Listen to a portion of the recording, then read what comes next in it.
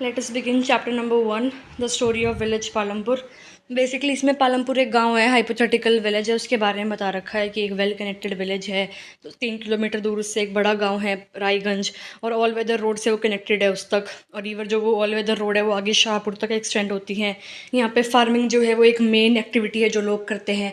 Apart from that non farm activities भी लोग यहाँ करते हैं, जैसे कि मैन्युफैक्चर यूनिट खोली छोटी सी, डेयरी ट्रांसपोर्ट, ये सब चीज़ें भी करते हैं। 450 के आसपास यहाँ पे फैमिली है जो कि डिफरेंट डिफरेंट कास्ट से है। 80 अपर कास्ट फैमिली है जिनका जो है मेजॉरिटी लैंड विलेज में है। इनका जो घर है वो अच्छा खासा सीमेंट से बना हुआ है। और एससी दलित जो है वो 1/3 है पालमपुर में, यानी कि 150 फैमिली एससी दलित्स की हैं। छोटे छोटे घर हैं उनके, और एक गांव में कोने में वो रहते हैं। और घर जो हैं वो इनके मड या स्ट्रॉ से बने हुए हैं। इसमें 2 प्राइमरी स्कूल हैं इस गांव में। एक आपका हाई स्कूल है, एक प्राइमरी हेल्थ सेंटर है जो कि सरकार चलाती है, और एक प्राइवेट डिस्पेंसरी है। ठीक है, तो जो मेन स्टैटिक पार्ट है ना, जो आपको याद करना है, तो एक पालमपुर की स्टोरी से आपको समझा रखा है कि प्रोडक्शन कैसे होती है, फार्मिंग कैसे होती है, और नॉन फार्म एक्टिविटी है वो क्या सीन है, ये समझा रखा है। तो बेसिकली जो समझने का इंपॉर्टेंट पार्ट है वो देखो आप, फैक्टर्स ऑफ प्रोडक्शन के बारे में बता रखा है। जो हमारा प्रोडक्शन का एम होता है वो ये होता है कि हम जो गुड्स और सर्विसेज हमें चाहिए वो हम प्रोड्यूस कर सकें। अब वो प्रोड्यूस किसकी हेल्प से करेंगे? फैक्टर्स ऑफ प्रोडक्शन की हेल्प से। 4 फैक्टर ऑफ प्रोडक्शन होते हैं। पहला है लैंड, जो आपको धरती चाहिए एग्रीकल्चर करने के लिए, जो नॉन फार्मिंग एक्टिविटी है इंडस्ट्री खोलने के लिए चाहिए। तो पहला हो गया लैंड। सेकंड रिक्वायरमेंट, यानी कि second factor of production, second requirement for doing production हो गया आपका लेबर। ठीक है, लेबर यानी कि जो लोग काम करेंगे वो। अब 2 टाइप के लेबर होते हैं, स्किल्ड और अनस्किल्ड। स्किल्ड लेबर वो कि एक कार्य को करने के लिए आपको ऐसे लोग चाहिए जो जिनको उस काम के बारे में नॉलेज हो, जो एजुकेटेड लोग हैं, उनको कहते हैं स्किल्ड लेबर। अब कई काम ऐसे भी होते हैं जहाँ पे हमें फिजिकल पावर चाहिए, मैनुअल वर्क करने की ज़रूरत पड़ती है, उन्हें कहते हैं अनस्किल्ड लेबर। तीसरी रिक्वायरमेंट या तीसरा जो फैक्टर ऑफ प्रोडक्शन है वो है फिजिकल कैपिटल। फिजिकल कैपिटल यानी कि जो इनपुट चाहिए आपको प्रोडक्शन कैरी करने के लिए। अब फिजिकल कैपिटल जो है वो 2 तरीके की होती है। एक तो है फिक्स्ड कैपिटल, दूसरी है वर्किंग कैपिटल। फिक्स्ड कैपिटल होती है टूल, मशीन, बिल्डिंग, कि ये जो है बहुत बहुत सालों तक चलते रहते हैं आपके। और अगर कुछ आप मान लो पेपर की फैक्ट्री है, पेपर बन रहा है वुड पल्प से, तो मशीन से बन गया, तो मशीन, टूल्स, फैक्ट्री, ये है फिक्स्ड कैपिटल। कि प्रोडक्शन के बाद भी वो मशीन यूं की यूं ही रहेगी। लेकिन जो आपकी लकड़ी थी वो पेपर में कन्वर्ट हो गई, तो लकड़ी की जो है वो कन्वर्ट हो गई, लकड़ी तो नहीं बची ना अब आपके पास। तो इस टाइप की जो चीज़ होती है रॉ मटेरियल, ये जो है प्रोडक्शन प्रोसेस में यूज अप हो जाते हैं, इनको कहते हैं वर्किंग कैपिटल। ये फिक्स्ड नहीं है क्योंकि प्रोडक्शन के बाद ये यूं की यूं नहीं रही, लकड़ी जो है वो पेपर में कन्वर्ट हो गई। तो फिक्स्ड कैपिटल हो गया टूल, बिल्डिंग, मशीन, और वर्किंग कैपिटल हो गया रॉ मटेरियल और मनी इन हैंड। चौथा जो फैक्टर ऑफ प्रोडक्शन है वो है ह्यूमन कैपिटल। अब देखो, मान लो मेरी एक फैक्ट्री है, मैंने धरती खरीद ली तो लैंड हो गया, लेबर ले आई तो लेबर हो गया, पैसे दे दिए, मशीन दे दी, रॉ मटेरियल दे दिया, तो फिजिकल कैपिटल दे दिया। मैंने आइडिया दिया कि ये चीज़ बनाओ, ये चीज़ प्रोड्यूस करो, तो नॉलेज, दिमाग, एक्सपर्टीज किसकी लगी? मेरी। तो मैं क्या हूँ? Human capital. ठीक है, अब फार्मिंग इन पालमपुर के थ्रू उन्होंने कुछ कुछ चीज़ों बता रखे, कुछ कुछ चीज़ों की डेफिनेशन दे रखी है, तो वो देखते हैं। देखो, अगर हम देखें, मान लो आपके पास कुछ लैंड है, आपको उस लैंड पे अपनी यील्ड को, अपनी क्रॉप प्रोडक्शन को इंक्रीज़ करना है, लेकिन लैंड उतनी ही है, लैंड इंक्रीज़ नहीं कर सकते। तो आप क्या करोगे? आप मल्टीपल क्रॉपिंग कर सकते हो। मल्टीपल क्रॉपिंग क्या है कि आप एक ईयर में उस लैंड पे एक से ज़्यादा क्रॉप उगा रहे हो, तो रिवेन्यू, जो पैसे आपको मिलेंगे वो ज़्यादा हो जाएंगे, तो आप मल्टीपल क्रॉपिंग कर रहे हो। ठीक है, तो इससे जो है लैंड पे प्रोडक्शन बढ़ गई। अब एग्जाम्पल दे रखा है इसमें पालमपुर का, कि पालमपुर में क्या होता था, रेनी सीजन, खारिफ सीजन के टाइम पे जो फार्मर है ज्वार और बाजरा उगा देते थे, और रबी सीजन के टाइम पे वीट उगाते थे, और as a third crop potato उगाते थे। तो पैसे जो है, उनकी जो इनकम थी वो बढ़ जाती थी। उन्होंने अपनी लैंड का कुछ एरिया शुगर केन उगाने के लिए छोड़ रखा था, वहाँ पे शुगर उगाते, एक साल में फसल बनती है शुगर की, फिर उसे काट के गुड़ बना के उसको गाँव में बेचाते थे, शहरों में आसपास बेचाते थे, तो ऐसे उनके पास पैसे आ जाते थे। अब देखो, मल्टीपल क्रॉपिंग वो कर रहे हैं, एक एक साल में 3 3 4 4 क्रॉप्स वो उगा रहे हैं। कैसे उगा पा रहे हैं? क्योंकि उनके पास वेल डेवलप्ड इरिगेशन सिस्टम है, इतने उनके पास फैसिलिटीज़ हैं कि वो अच्छे तरीके से इन क्रॉप्स को उगा सके। लेकिन आजकल जो प्रेजेंट इंडिया में जो गांव हैं, कई गांव ऐसे भी हैं जो इनके पास ट्यूबवेल भी नहीं है, इरिगेशन फैसिलिटीज़ भी नहीं है, वो सिर्फ बारिश पर डिपेंडेंट रहते हैं कि बारिश आ गई तो क्रॉप उग जाएगी, नहीं आई तो फसल खराब।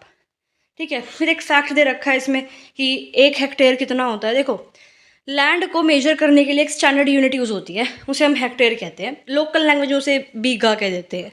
ठीक है, अब 1 हेक्टेयर होता है 10,000 मीटर स्क्वायर के बराबर। ये ऐसा पॉइंट है जो आपको बस ध्यान रखना है, तो ये ध्यान रख लेना। फिर आगे इन्होंने बात करी हुई है ग्रीन रेवोल्यूशन की, कि धरती आपके पास उतनी ही है, उस पर आपको यील्ड बढ़ानी है। ठीक है, यील्ड क्या होता है? Yield is measured as crop produced on a given piece of land during a single season. एक सिंगल सीजन में आपने जो क्रॉप उगाई, फिर जो आपने क्रॉप काटी, कितनी क्रॉप उगी थी, वो होता है यील्ड। तो यील्ड को बढ़ाने के लिए, लैंड उतनी है, यील्ड बढ़ानी है, कैसे बढ़ा सकते हो? सीड्स अच्छे तरीके से यूज़ करके, अच्छी quality seeds, high yielding variety seeds use करके, फर्टिलाइजर्स यूज़ करके, ट्रेडिशनल मेथड को छोड़ के मशीन्स यूज़ करके, ट्रैक्टर यूज़ करके, पेस्टिसाइड यूज़ करके, ये सब यूज़ करके क्या करते हैं? क्रॉप्स उगाते हैं, तो यील्ड जो है वो बढ़ जाती है। और ये सब इंडिया में हुआ था शुरू 1960 के टाइम पे, जिसे कहते हैं ग्रीन रेवोल्यूशन। कमेंट में मेरे को बताना फादर ऑफ ग्रीन रेवोल्यूशन कौन है। और ग्रीन रेवोल्यूशन को जो मैक्सिमम फ़ायदा हुआ था वो हरियाणा, पंजाब और वेस्टर्न यूपी में हुआ था। और क्यों हुआ था? क्योंकि ये वो वाले रीजन हैं जहाँ पे इरिगेशन अच्छी खासी थी, इंफ्रास्ट्रक्चर अच्छा था, मशीन्स इनके पास थी, तो थोड़े अच्छे फार्मर्स थे, जिनके पास पैसे थे। और एक क्वेश्चन आता है कि साउथ इंडिया में या नॉर्थ ईस्ट इंडिया में ग्रीन रेवोल्यूशन सक्सेसफुल क्यों नहीं हुआ? क्योंकि उस टाइम पर हम गरीब, हमारा जो देश है वो गरीब था। 1960 के टाइम पे हमारे पास इतने resources all over India distributed नहीं थे, तो वहाँ पर इंफ्रास्ट्रक्चर फैसिलिटीज़, इरीगेशन फैसिलिटीज़ इतनी अच्छी नहीं थी कि हम उन लोगों को भी HYV जो सीड्स हैं, हाई यील्डिंग वैरायटी सीड्स हैं, वो भी दे सकें। ठीक है, अब इससे जो फ़ायदा हुआ था ग्रीन रेवोल्यूशन से, मेजरली वो वीट की क्रॉप पे हुआ था, और राइस की क्रॉप पे भी कुछ ना कुछ फ़ायदा हुआ था। अब एक ही क्वेश्चन आ जाता है कि modern farming methods require the farmer to start with more cash than before. बिल्कुल, जो कॉस्ट ऑफ कल्टीवेशन है मॉडर्न फार्मिंग से अगर आप कर रहे हो तो वो इंक्रीज हो जाती है, क्योंकि chemical fertiliser, pesticide, irrigation facilities, high yielding variety seed जो ये महंगे आते हैं as compare to normal category की जो चीज़ें होती हैं। अब ऐसा भी नहीं है कि ग्रीन रेवोल्यूशन जो है बहुत ज़्यादा सक्सेसफुल था या बिल्कुल ही पॉजिटिव इफेक्ट ही थे उसके सारे। ग्रीन रेवोल्यूशन के कुछ नेगेटिव इफेक्ट भी थे कि उसमें आप केमिकल फर्टिलाइजर यूज़ कर रहे हो तो जो सॉइल की फर्टिलिटी है वो ख़त्म हो गई। ठीक है, फिर आप इरीगेशन कर रहे हो तो पानी बहुत ज़्यादा यूज़ हो रहा है, तो जो ग्राउंड वाटर है वो रेड्यूस हो गया। और इन्वायरमेंटल जो रिसोर्सेज जैसे कि सॉइल फर्टिलिटी, ग्राउंड वाटर, वो बहुत टाइम में बनते हैं, आगे बहुत टाइम में रिस्टोर होते हैं। तो इसीलिए ऐसा नहीं है कि हम केमिकल फर्टिलाइज़र यूज़ करें। और ये सब कुछ प्रिवेंट करने के लिए कि ग्राउंड वाटर की जो वाटर टेबल है उसको वापस से ऊपर लाने के लिए, सॉइल की फर्टिलिटी को वापस से एनहांस करने के लिए ऑर्गेनिक फार्मिंग की तरफ आजकल की जनरेशन बढ़ रही है। अब इवन जो ये केमिकल फर्टिलाइज़र जो है ये पानी में डिजोल्व होके प्लांट्स को वो मिनरल तो ये प्रोवाइड कर देते हैं, ठीक है, लेकिन जब इसमें पानी डालते हैं, मिटिगेट करते हैं, तो जो वो उस पानी के साथ साथ केमिकल फर्टिलाइज़र डिजोल्व होके आपके रिवर्स में, लेक्स में चले जाते हैं, जिसकी वजह से जो है, जो एक्वाटिक एनिमल्स है उन्हें प्रॉब्लम होती है। इवन जो रिवर है, लेक्स है, वो भी पॉल्यूटेड हो जाते हैं। और बहुत सारा आप जब यूज़ कर रहे हो केमिकल फर्टिलाइज़र तो जो सॉइल की फर्टिलिटी है वो भी बहुत डिग्रेड हो जाती है। ठीक है, केमिकल फर्टिलाइज़र की जो कंजम्पशन है वो हाईएस्ट पंजाब में है। अब दोबारा से थोड़ा सा उन्होंने पालमपुर के बारे में बता दिया कि जो पालमपुर है वहाँ पे जैसे लेबर की ज़रूरत होती है, तो फार्मिंग में हार्ड वर्क बहुत ज़्यादा लगता है, तो जो छोटे छोटे फार्मर होते हैं वो अपनी फैमिली के साथ मिलकर अपनी लैंड को, फील्ड को कल्टीवेट करते हैं। लेकिन जो बड़े फार्मर हैं वो कहीं ना कहीं हायर कर लेते हैं लेबरर्स को अपनी फील्ड पे काम करने के लिए। और जो ये हायर्ड लेबरर्स है ये कहाँ से आते हैं? या तो जिन फैमिली के पास कोई भी लैंड नहीं है, या जो फैमिलीज जिनके पास बहुत कम कम लैंड है, वहाँ से आते हैं। अब आजकल के टाइम पे क्या हो रहा है, कंपटीशन मार्केट में बहुत ज़्यादा बढ़ रहा है। सबको ऐसा है कि अपनी प्रोडक्शन बढ़ानी है। प्रोडक्शन बढ़ाने के लिए सब केमिकल फर्टिलाइजर्स वगैरह यूज़ करते हैं, मॉडर्न फार्मिंग टेक्निक्स यूज़ करते हैं। और मैंने बताया था कि मॉडर्न फार्मिंग टेक्निक्स में जो है, जो इनपुट है, जो पैसे हैं स्टार्टिंग में वो ज़्यादा लगते हैं, जो कॉस्ट ऑफ कल्टीवेशन है वो ज़्यादा है। कॉस्ट ऑफ कल्टीवेशन यानी कि कल्टीवेशन करने के लिए, क्रॉपिंग करने के लिए, एग्रीकल्चर करने के लिए जो इनिशियल कॉस्ट लगा रहे हो, जो इनिशियल पैसे लगा रहे हो वो ज़्यादा लग रहे हैं आजकल, बिकॉज मॉडर्न फार्मिंग टेक्निक्स जो हैं वो ज़्यादा महंगी हैं। अब कोई छोटा सा फार्मर है, उसके पास तो पैसे है ही नहीं, तो वो क्या करेगा? वो लोन लेगा। अब लोन किससे लेगा? या तो बैंक से। अब बैंक उसे क्यों लोन दे जब कोई कोलेटरल ही नहीं है, कोई गारंटी नहीं है कि पैसे वापस आएंगे भी या नहीं आएंगे? तो लोन वो लेते हैं अपने गांव के लोगों से ही। कोई मनी लेंडर है, कोई बड़ा फार्मर है, अब वो लोग क्या करते हैं, उन्हें पता है कि इस बंदे को गाँव से तो सॉरी बैंक से तो लोन मिल नहीं रहा, तो इसीलिए वो हाई इंटरेस्ट रेट चार्ज करके उनको लोन दे देते हैं। या कई बार ऐसे भी कर देते हैं उनको कि उसे कह देते हैं कि काम कर, तू लोन ले ले और बदले में मेरी फील्ड में काम कर दे। और ऐसे ही फिर फार्मर्स के साथ डिस्क्रिमिनेशन कर देते हैं ये जो बड़े फार्मर्स हैं।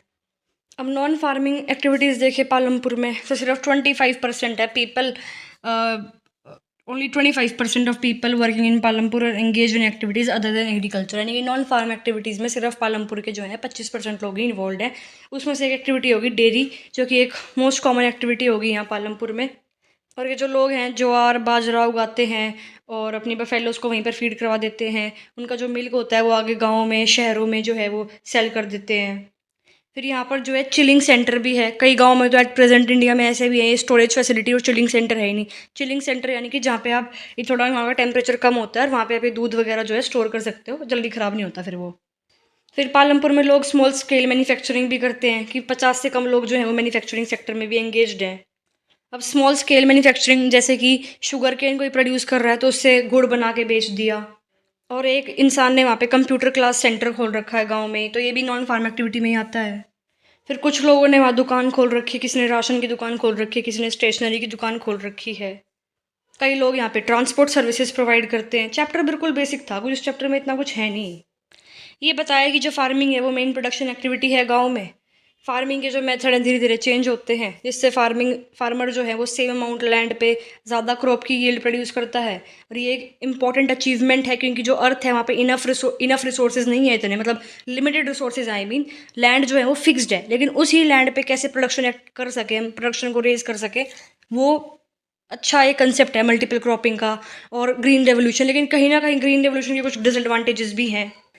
फिर अपार्ट फ्रॉम दैट आजकल गांव में जैसे फैसिलिटीज़ बढ़ रही है, तो इसलिए नॉन फार्मिंग एक्टिविटीज़ भी है, तो वो मैंने तुम्हें समझा दी।